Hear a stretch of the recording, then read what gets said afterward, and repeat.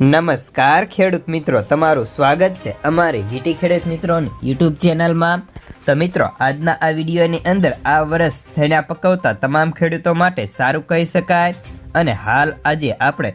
ચણા બજારની સંપૂર્ણ માહિતી આજના આ વિડીયોમાં મેળવીશું, જેમાં હાલ અત્યારે ચણાના ભાવ કેવા છે, આગામી સમયમાં કેવા રહી શકે, શું ભાવ 1100-1200 થશે કે નહીં, તે સંપૂર્ણ અપડેટ જોવાના છીએ તો ખાસ કરી વિડીયોમાં અંત સુધી બન્યા રહેજો। તો મિત્રો, હાલ અત્યારે હવે ચણાની આવકો એકદમ જોરથી પ્રેશર સાથે આવવા લાગી છે અને રોજિંદા આવકો માર્કેટ બંધ થયા પહેલાં 1 લાખ ગુણી કરતાં પણ વધારે આવી રહી હતી। જ્યારે ભાવની વાત કરીએ તો ભાવ અત્યારે તેની ક્વોલિટી મુજબ ખેડૂતોને 1000 થી લઈને 1050 સુધીના ઓફર કરાતા હતા, તેમાં પણ ખેડૂતોની સારી એવી વેચવાલી હતી।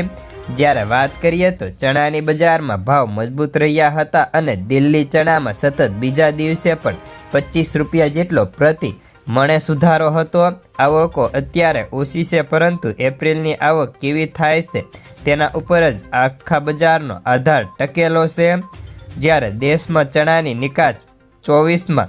કેલેન્ડર પ્રમાણે વર્ષમાં ઘટી હતી, જ્યારે સરકારના આંકડા મુજબ દેશમાં ચણાની 2024માં કેલેન્ડર વર્ષ કુલ 93,652 ટનની નિકાસ થઈ હતી, જ્યારે 2023માં વર્ષની અંદર 1.30 લાખ ટનની નિકાસ થઈ હતી, જ્યારે 22ની અંદર 88,000 ટનની નિકાસ હતી,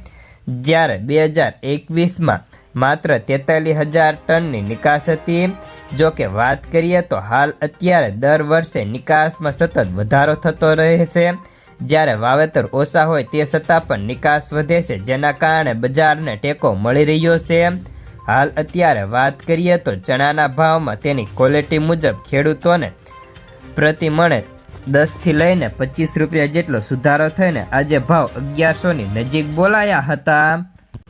જ્યારે કાબુલી ચણાની વાત કરીએ તો કાબુલી ચણાની નિકાસની વાત કરીએ તો 2024માં વર્ષ કુલ 1.09 લાખ ટનની નિકાસ થઈ હતી, જે 2023માં વાર્ષિક 1.10 લાખ ટનની નિકાસ હતી, જ્યારે 2022માં 1.11 લાખ ટનની નિકાસ હતી અને છેલ્લા 3 વર્ષથી કાબુલી